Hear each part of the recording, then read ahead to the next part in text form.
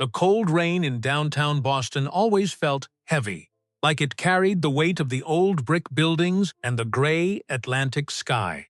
It was exactly 10:14 p.m. on a bitter November Tuesday when LeBron pushed through the heavy brass revolving doors of the Sterling Court Hotel. He wore a plain gray cotton hoodie with faint white chalk stains near the right pocket, remnants from a late afternoon workout at a local community youth gym. His charcoal sweatpants were slightly baggy, noticeably damp around the ankles from the 3T block walk from his parked truck through the freezing slush. On his feet were a pair of unbranded triple white sneakers, the left toe showing a faint smudge of dried brown mud from a nearby sidewalk construction site. Over his right shoulder hung a weathered olive-green canvas backpack, its brass zippers slightly tarnished, and the straps frayed from years of daily travel. He did not look like a man about to change the financial landscape of the city. He looked like an anonymous traveler trying to escape the coastal wind. He looked like someone the gatekeepers of luxury had spent their entire lives training to ignore.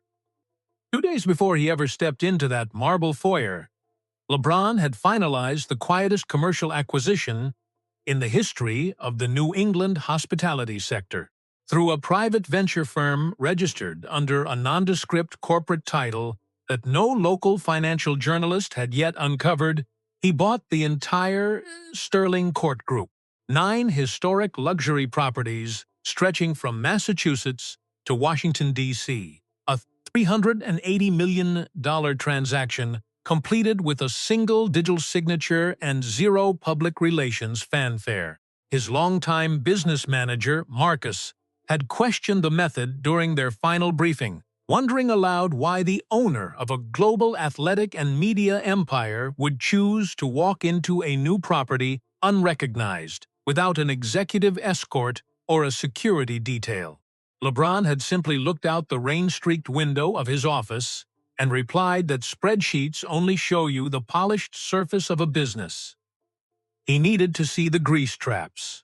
He needed to understand how the people at the bottom were treated when the people at the top thought nobody of consequence was watching.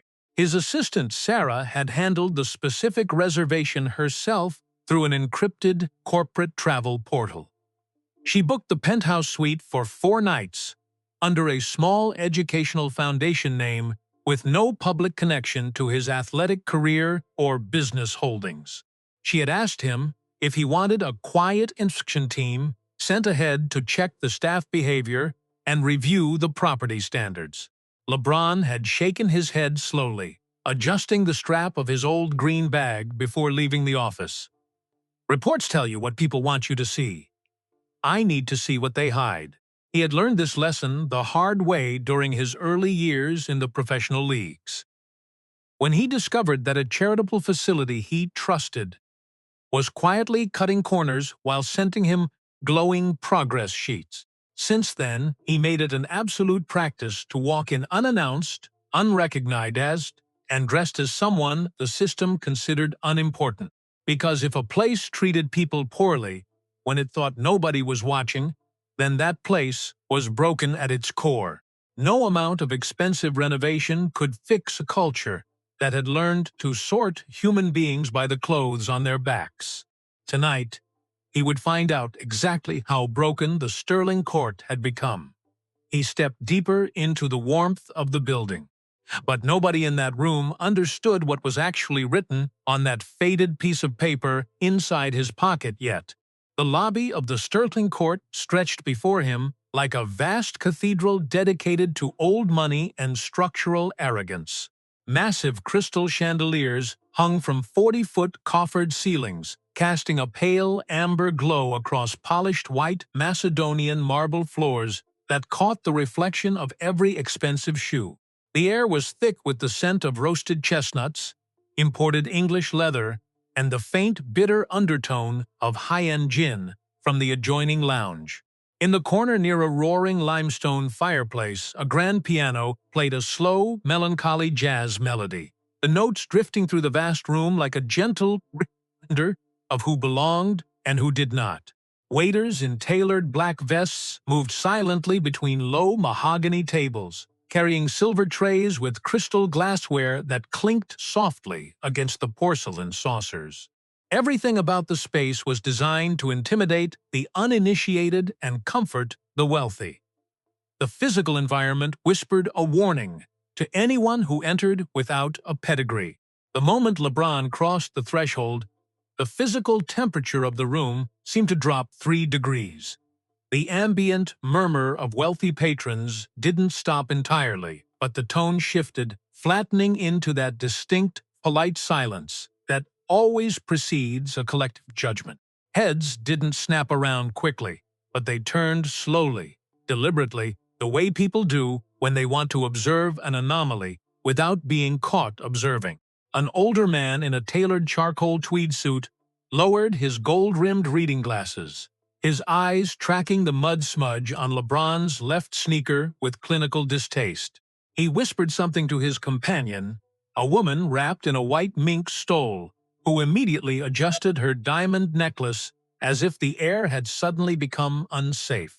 2 women in silk evening dresses sitting near the mahogany bar leaned in close, their quiet laughter muffled by manicured fingers as one subtly turned her phone toward the entrance to capture a photograph.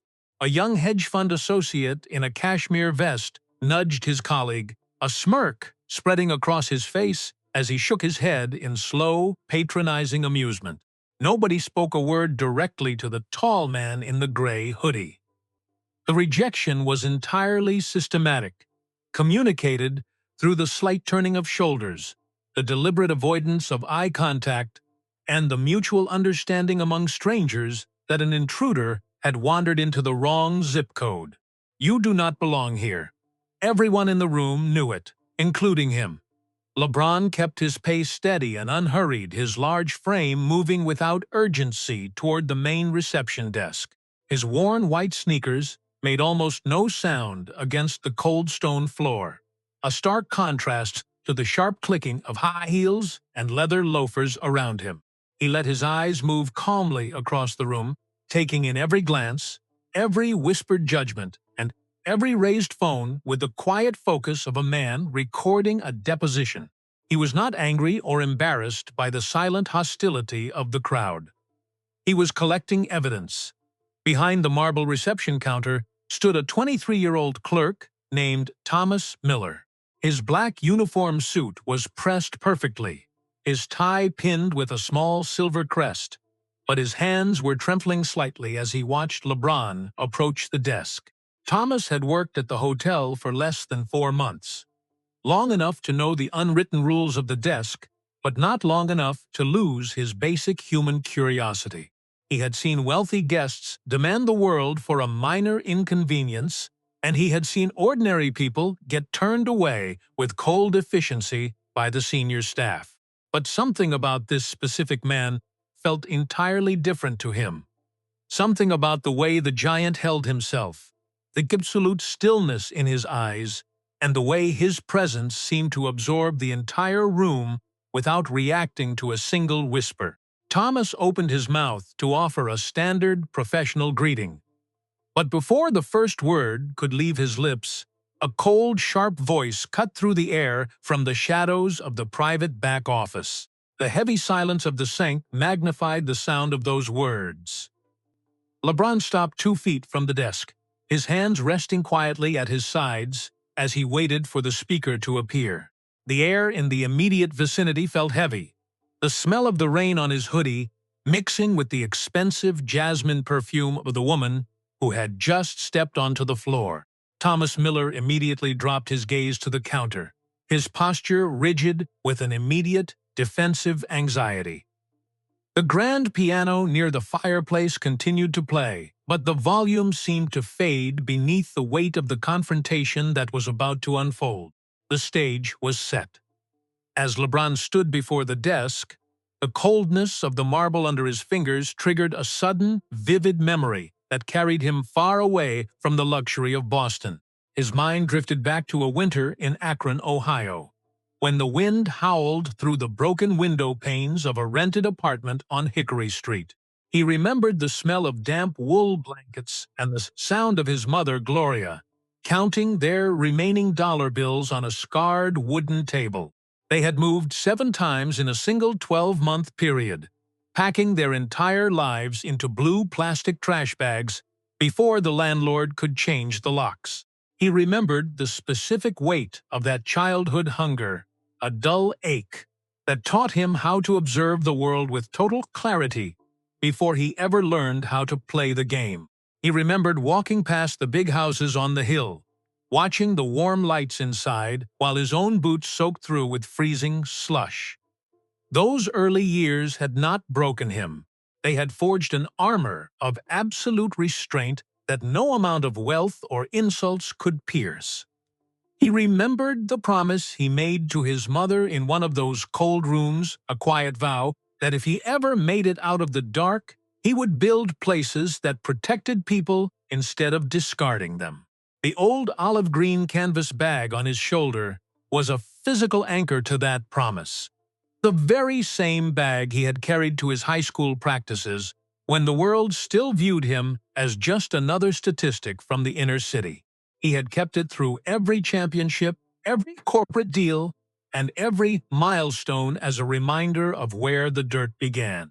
The whispers of the wealthy guests in the lobby were nothing compared to the silence of those empty cupboards in Akron.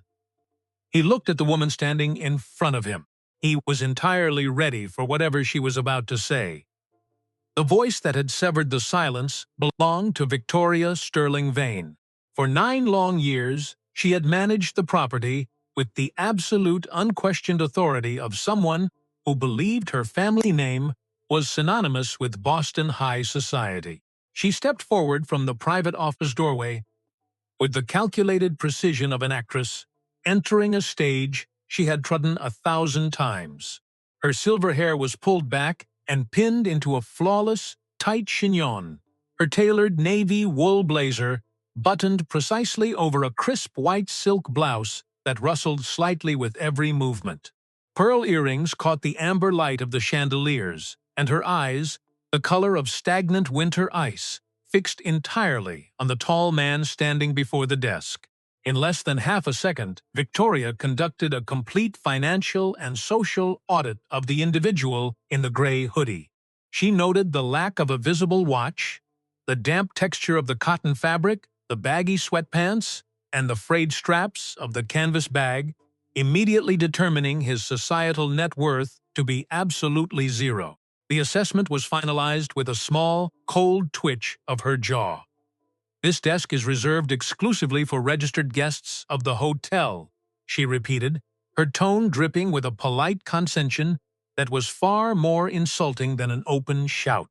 "You might find the public transit terminal down the street more accommodating to your current needs." "I have a reservation," LeBron said, his voice remaining low, steady, and completely devoid of defensive anger. "It is under the Akron Development Foundation." Victoria did not touch the sleek keyboard in front of her. She did not ask Thomas Miller to scan the database, nor did she show any indication that she was willing to verify the statement. She simply tilted her chin upward, her lips curving into a performative, icy smile that remained completely dead in her eyes. "I am afraid you have the wrong address, sir. We maintain an incredibly specific standard of clientele at the Sterling Court, and we do not accept unverified walk-ins from the street." "I am not a walk-in," LeBron replied, his expression unchanged as he looked directly into her cold eyes. "Penthouse suite, 4 nights. If you would open the terminal and check the system, you will find the confirmation code." Victoria did not budge, her arms crossing over her chest like an iron gate closing against the public square. Behind her, Thomas Miller remained frozen, fingers hovering half an inch above the keys, caught between his structural training and the terrifying realization that his manager was crossing a line of basic human decency in a crowded room.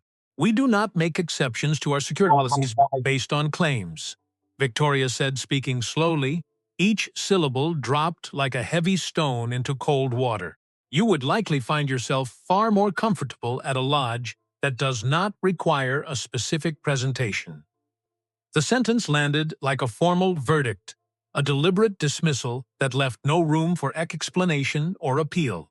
Behind LeBron, the lobby had grown quiet enough that the steady ticking of the grandfather clock by the elevator sounded like a hammer hitting an anvil. A wealthy guest in velvet loafers and a cashmere sweater scoffed just loud enough to carry across the marble floor. Probably wandered in looking for the service elevator to deliver a food order, the man muttered to his companion. A ripple of soft, cruel laughter echoed through the lounge area, the kind of knowing, shared laughter that unified the wealthy crowd by making LeBron the punchline of a collective joke. LeBron did not turn around to face the source of the laughter, nor did his posture stiffen with embarrassment. Instead, he reached slowly into the front pocket of his hoodie and pulled out a heavy, matte black metal card with no embossed numbers on its face. He placed it quietly on the marble counter between them, the metal making a solid, heavy thud against the polished stone. It was a custom corporate treasury card, an unlisted tier of financial clearance that could not be applied for, an item that existed only in the pockets of central bankers and institutional founders. Victoria glanced down at the black object, her smirk tightening but refusing to break, as she maintained her defensive stance. Anyone can purchase a replica prop online to try and gain access to places they could never afford, she said, her voice remaining sharp. She reached beneath the counter without looking and pressed a small red button on her radio console, her finger applying deliberate pressure. "Security to the front desk immediately," she announced into the mic. "We have an aggressive individual refusing to vacate the lobby after a formal denial of service." Within 20 seconds, two large men in dark tailored suits appeared from the west corridor, their earpieces catching the light. Carter was tall with a military skin fade and wide shoulders that filled the doorway, while Briggs was older, thicker, with a graying beard and small, observant eyes that looked at LeBron with immediate hesitation. Carter extended a large hand toward the revolving doors, his tone professional but entirely unyielding. "Sir, you need to step outside right now without creating a further scene." Briggs moved to the side, his hand hovering near his equipment belt, his eyes fixed on LeBron's calm, unmoving face. LeBron didn't argue or shout. He didn't drop names, he didn't raise his hands in anger, and he didn't demand to speak with a higher executive. He simply adjusted the frayed strap of his old green bag, kept his hands completely visible at his sides, and turned toward the exit. As he walked back through the gauntlet of wealth, the whispers transformed into open mockery now that the perceived threat was being removed by force. The clicks of smartphone cameras followed his path across the stone floor, capturing his retreat for social media amusement. A young man near the fireplace raised his glass of scotch in a mocking toast as LeBron passed his table. That is the problem with these people today.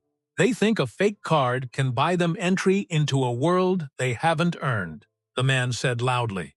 The guard, Briggs, stepped close to LeBron as they reached the cold glass doors, his voice a low, hurried whisper meant for no one else in the building to hear. "I am sorry about this, sir," the older guard murmured quickly. "Something about this isn't right, but we have to follow her orders to keep our jobs." LeBron didn't reply aloud, but he looked Briggs in the eyes for a fraction of a second and gave a single, almost imperceptible nod of acknowledgement. The revolving door spun with a heavy sigh. The freezing Boston rain hit LeBron's face, washing away the oppressive smell of roasted chestnuts and corporate arrogance. Behind him, the warm golden light of the lobby continued to shine through the glass, safe, exclusive, and entirely broken at its core. Inside, Victoria stood by the reception desk, her shoulders straight as she accepted the nods of approval from the wealthy onlookers who felt their environment had been successfully protected. An older real estate developer walked over and shook her hand warmly. "Excellent work, Victoria. You have to keep the standards high, or the whole neighborhood goes down," the man said. "Thank you, Richard," she replied, her voice returning to its practiced, aristocratic melody. "It is a constant battle to protect the integrity of what we built here." But behind the high desk, hidden from the celebration, Thomas Miller was staring at his monitor with a face that had turned the color of ash. His fingers were shaking so violently he could football strike the keys twice before hitting the correct command. He had ignored Victoria's unspoken rule and typed the words into the central corporate server that governed the entire international network.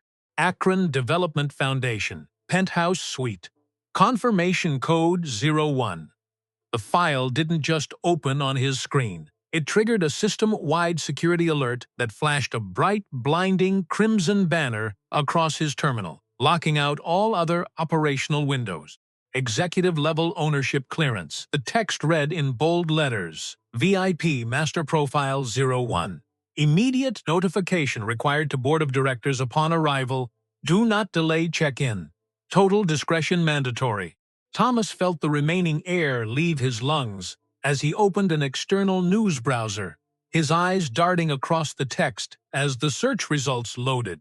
Financial headlines from that very morning flooded the screen, accompanied by a high-resolution photograph from an international business summit in New York. The man in the photograph had the same short beard, the same intense, focused eyes, and was wearing the exact same gray hoodie he often wore to his charitable foundation meetings in Ohio. LeBron James, founder, chief executive, and sole shareholder of Vanguard Hospitality Holdings, the headline read. Thomas looked up from the screen, his gaze moving slow to Victoria, who was still laughing with a group of regular guests, completely oblivious to the fact that she had just ordered the literal owner of the building to be thrown into the gutter. She had called his private treasury card a cheap internet prop. She had told a man who built schools for forgotten children that he didn't meet the standards of a hotel room. Thomas whispered to himself, his voice cracking in the empty space behind the counter. Oh, dear God, she just evicted the boss. He looked at the digital clock on his screen, 10:22 p.m. The countdown had already begun, and Victoria didn't even know her empire had already turned to dust. Outside, beneath the dripping iron canopy of the hotel entrance, LeBron stood under the dark sky as the rain came down in sheets. He pulled a black smartphone from his sweatpants and placed it to his ear. "Marcus, call an emergency meeting of the Regional Executive Board," he said, his voice entirely calm. 20 minutes. Put the legal team on standby, pull every internal human resources file from the Boston branch for the last 3 years, and ensure the press release we drafted on the acquisition goes live to the wire services in exactly 10 minutes.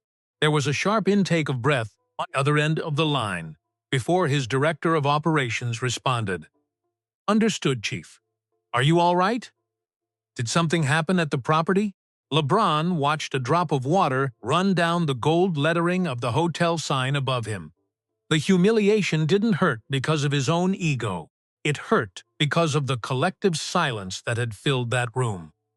An entire lobby of educated, wealthy citizens had watched a human being get treated like garbage because of his clothes, and not one person had used their voice to stop it. "I am fine," LeBron said, his voice dropping into a deeper, colder register. "I have seen this movie before. I grew up in it. 20 minutes, Marcus. Make sure the cameras are rolling." Exactly 20 minutes later, the brass revolving doors turned again. LeBron walked back into the lobby of the Sterling Court with the same measured stride, the same damp gray hoodie, and the same old green bag over his shoulder. Nothing about his physical appearance had altered, but the room had completely lost its rhythm. The grand piano stopped mid-measure, the pianist's hands freezing above the keys as a sharp, discordant note echoed off the marble walls. A crystal champagne flute slipped from a woman's hand, shattering against the stone floor with a sound like a small explosion. Heads didn't turn slowly this time. They snapped around with an immediate, suffocating terror. The wire service notifications had hit every smartphone in the room simultaneously 3 minutes prior. The financial alerts were blinking on every screen, from the bar to the lounge. The man they had laughed out of the room was the man who now held their memberships, their reservations, and the employment contracts of every soul in the building. Thomas Miller stood behind the desk, his hands flat on the marble to keep from falling over. "He came back," Thomas murmured, his eyes wide as he watched the tall figure approach. "He actually came back to finish it." LeBron walked directly to the counter, his presence completely filling the space, his face an unreadable mask of absolute focus. "I believe my keys are ready now, Thomas." The young clerk couldn't speak. He simply nodded, his hand reaching for the 2 black key cards that had been programmed with executive clearance. From the eastern side of the room, Victoria came marching forward, her high heels clicking like rapid gunfire against the stone. She hadn't checked her phone. She hadn't seen the alerts.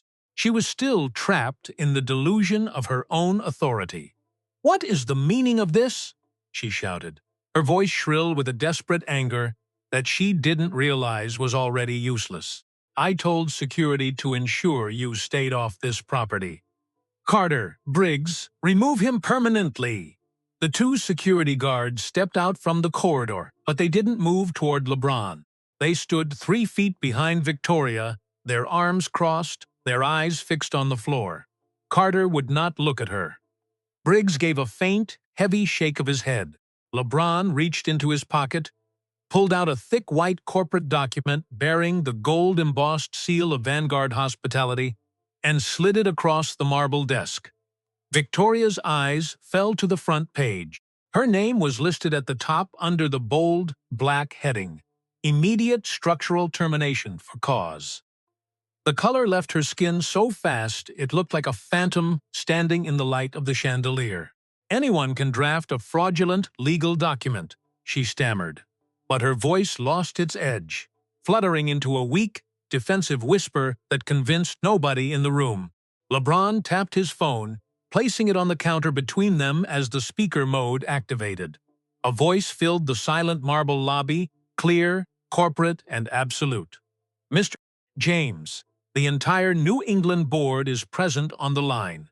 The transfer of ownership is fully validated, and all regional systems have been transitioned to your direct oversight. We are awaiting your executive directives regarding the management structure of the Boston flagship." The words hung in the space, like a hammer hitting iron. Victoria's knees buckled slightly, her hand reaching back to grip the edge of the desk to keep her balance. The wealthy guests who had been recording LeBron's eviction 20 minutes ago slowly, shamefully lowered their phones. The real estate developer who had congratulated her suddenly discovered an intense interest in his own shoes, turning his back to create distance between himself and the woman who was now completely toxic. In less than a minute, she had dropped from the absolute peak of social power to an isolated island of total ruin. LeBron didn't look at her with triumph. He looked at the entire room, his voice carrying to every corner without him ever needing to raise it. "I didn't spend $380 million to change the brand on the stationery," he said, his words slow and heavy. "I bought this company to dismantle a sickness. I wanted to see what kind of culture lived inside these walls when you believed no one important was looking. And you showed me." He turned back to Thomas. "Open the internal human resources database for this branch. Filter by employee termination appeals over the last 24 months. Thomas's fingers flew across the keyboard. A long, dense list filled the screen in red text. 21 entries, Thomas reported, his voice steadying as he realized the tide had turned. Every single appeal was denied by the office of the general manager without a hearing. 21 people thrown out of this building because they didn't fit the aesthetic of your lobby, LeBron said, his eyes finally locking onto Victoria's trembling form. 7 wage disputes settled out of court with non-disclosure agreements to keep the public from knowing how you treated the people who scrub your toilets. Victoria tried to step forward, her voice a desperate, broken whine. "Those files are confidential. The staff here. They don't understand the luxury market. I was protecting the legacy of the Sterling Court. I was doing what the brand required." Before she could finish the lie, a door near the service elevator clicked open. A woman in a faded gray maintenance dress and a stained white apron stepped out onto the pristine white marble. Her hair was entirely white, her face lined with the deep, permanent marks of 40 years of manual labor, her hands swollen and calloused. Her name was Clara. She had cleaned the rooms on the 3rd and 4th floors since the hotel was built. For 4 decades, she had practiced the art of becoming invisible whenever a guest walked past. She had learned that survival meant silence, that her voice had no currency in a room that smelled of expensive gin. But tonight the air felt different. "She called my grandson a thief," Clara said, her voice small, cracking with age, but in the dead silence of that lobby, it sounded like thunder.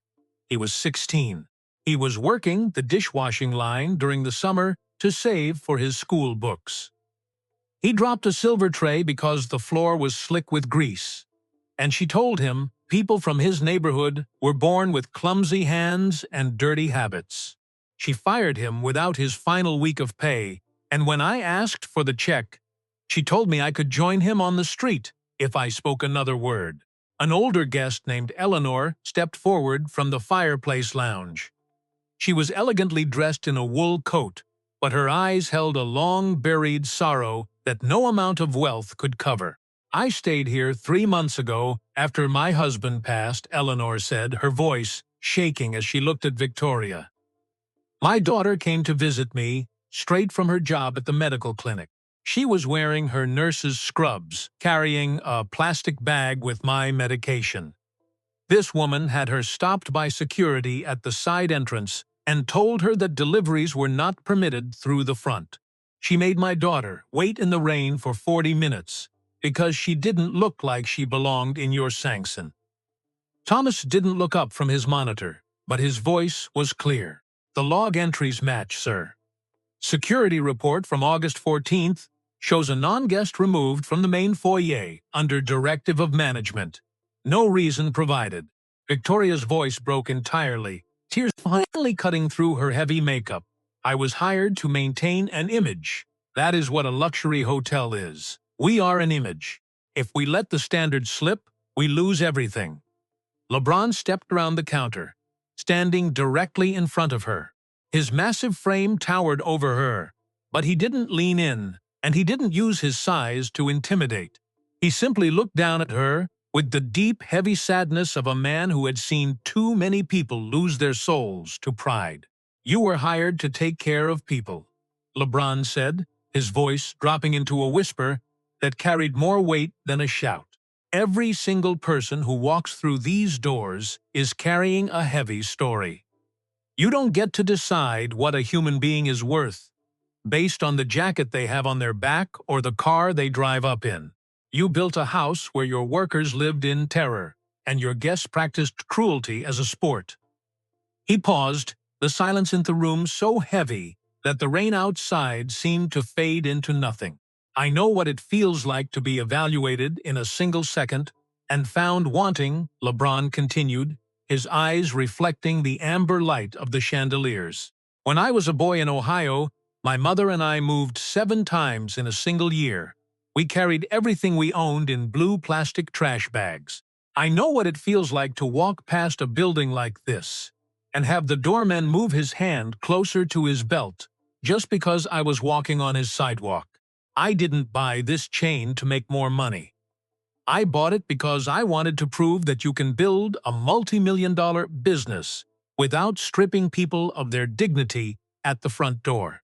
From the phone on the counter, Marcus's voice returned, sharp and precise. "Mr. James, the standard legal severance package for a terminated executive has been voided due to the breach of the internal anti-discrimination clauses.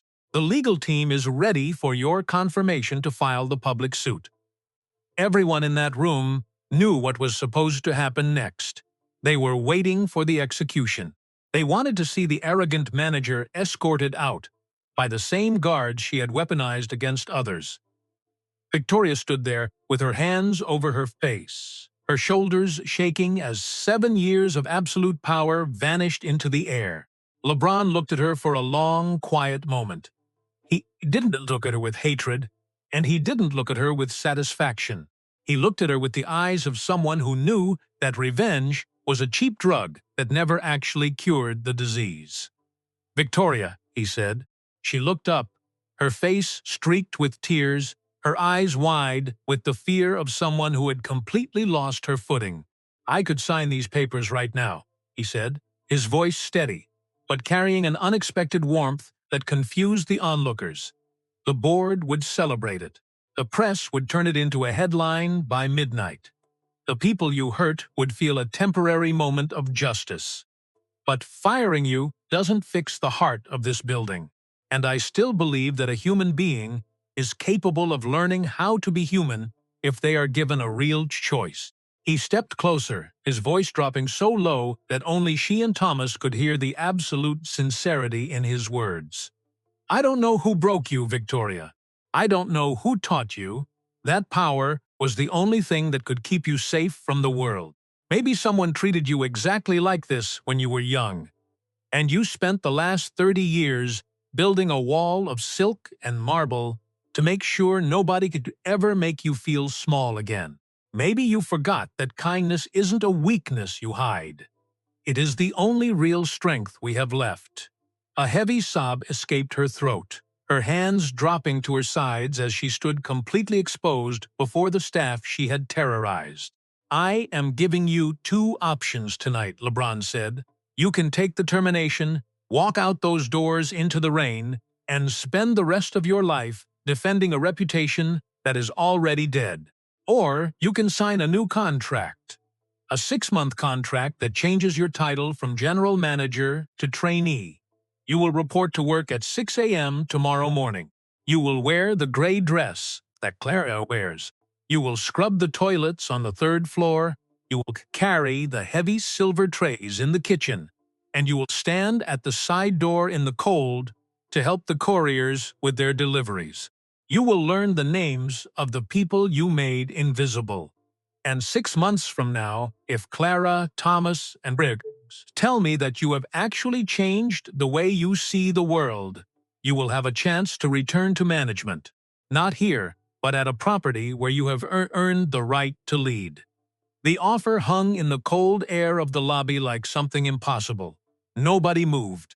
The wealthy patrons stood frozen, their mouths open as they tried to comprehend a justice that didn't involve destruction.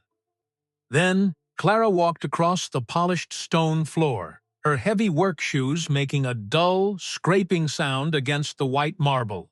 She stopped 2 feet from Victoria, her old, worn eyes looking straight into the face of the woman who had humiliated her grandson.